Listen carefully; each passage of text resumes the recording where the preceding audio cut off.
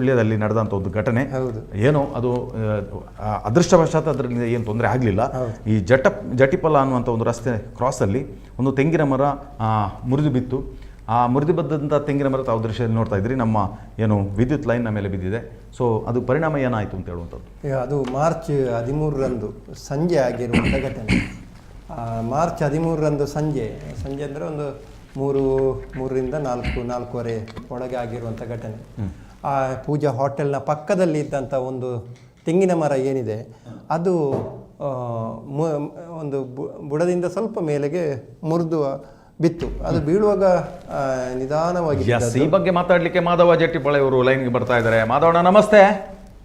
ನಮಸ್ತೆ. ನಮಸ್ತೆ. ಮೊನ್ನೆ ತಾನೇ ನಿಮ್ಮ ಅಂಗಡಿಯ ಎದುರುಗಡೆ ಒಂದು ತೆಂಗಿನ ಮರ ಮುರಿದು ಬಿದ್ದಂತ ದೃಶ್ಯ ತಾವು ನೋಡಿದ್ರಿ? ಅದು ಸ್ವಲ್ಪ ಗಾಳಿ ಬರ್ತಾ ಇತ್ತು. ಗಾಳಿ ಬರ್ತಾ ಇರುವಾಗ ಒಂದು ಶಬ್ದ ಕೇಳಿತ್ತು. ಒಂದು ಲಟ್ ಅಂತ ಒಂದು ಶಬ್ದ ಕೇಳಿತ್ತು. ಅಷ್ಟೊತ್ತಿಗೆ ಇಲ್ಲಿ ಹೊರಗೆ ನಿಂತುಕೊಂಡಿದ್ದವರು ಇದ್ರು. ಅವರು ತೆಂಗಿನ ಮರದ ಶಬ್ದ ಕೇಳಿ ಇದೆಂತ ಶಬ್ದ ಅಂತ ಹೇಳಿ ಆಚೆ ಈಚೆ ನೋಡಿದ್ರು. ಮತ್ತೆ ಸ್ವಲ್ಪ ಒಂದು 10-20 ನಿಮಿಷಗಳಿವಾಗ ಮತ್ತೊಂದು ಶಬ್ದ ಕೇಳಿತು. ಪುನಃ ಸ್ವಲ್ಪ ಮತ್ತೆ ಇದು ಕ್ರಾಸ್ ಆಯ್ತು. ತೆಂಗಿನ ಮರ ಕ್ರಾಸ್ಗೆ ನಿಂತಿತ್ತು. ಈಗ ಮುರಿದು ಬೀಳುವಂತ ಸಂದರ್ಭದಲ್ಲಿ ವೆಹಿಕಲ್ ಏನಾದ್ರು ಹೋಗ್ತಾ ಇತ್ತ ಅಲ್ಲಿ? ವೆಹಿಕಲ್ ಬರ್ತಾ ಇತ್ತು. ನಾವು ಸ್ವಲ್ಪ ಆಚೆ ಬ್ಲಾಕ್ ಮಾಡಿಸಿದ್ದು. ನಿಮ್ಗೆ ಅಂದಾಜು ಆಯ್ತು ಅದು ಬೀಳ್ತದೆ ಅಂತ? ಅಂದಾಜಾಯ್ತು, ಇದು ಕ್ರಾಸ್ ಬಂತು ಅಂತ ಅಂದಾಜಾಯ್ತು. ಮತ್ತೆ ಆಚೆ ಈಚೆ ಆಫೀಸ್ನವರಿಗೆ ಫೋನ್ ಮಾಡುವಂತೆಲ್ಲ ಹೆದರಿಕೆ ಆಯ್ತು. ಇನ್ನು ವೆಹಿಕಲ್ ಸಹ ಬರ್ತಾ ಉಂಟಲ್ಲ.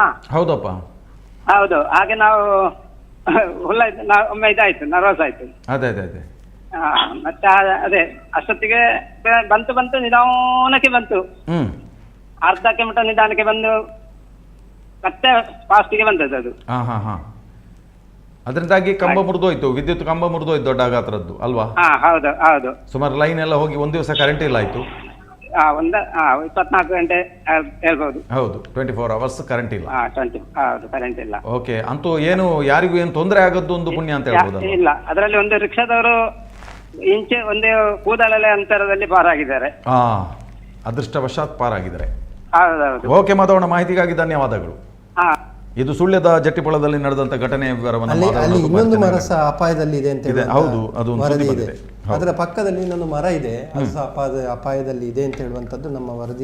ನಮ್ಮ ವರದಿಯಲ್ಲಿ ಇದೆ. ಅದನ್ನ ಸಂಬಂಧಪಟ್ಟವರು ಅದಕ್ಕೆ ಕ್ರಮ ಜರುಗಿಸಬೇಕಲ್ಲ ಅಲ್ವಾ ಸರ್? ಅತ್ತೆ, ಇದು ನನ್ನ ಬರ್ಡೇ ಗಿಫ್ಟ್. ಇದೆಲ್ಲ ಜೀವನದಲ್ಲಿ ನನಗೋಸ್ಕರ ತಗೊಂಡ್ಬಂದಿದ್ದಾರೆ. ನಿನ್ ಮೇಲೆ ತುಂಬಾ ಚೆನ್ನಾಗಿ ಕಾಣುತ್ತೆ. ಇದು ತುಂಬಾ ಚೆನ್ನಾಗಿದೆ ಅಲ್ವಾ? ತುಂಬಾ ಚೆನ್ನಾಗಿದೆ.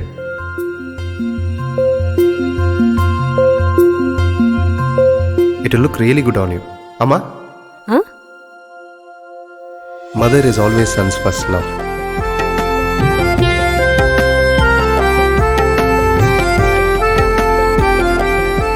ಪ್ರತಿ ಪೀಳಿಗೆಯ ಪ್ರೀತಿಯ ಮಳಿಗೆ GL ಆಚಾರ್ಯ ಜ್ಯುವೆಲರ್ಸ್.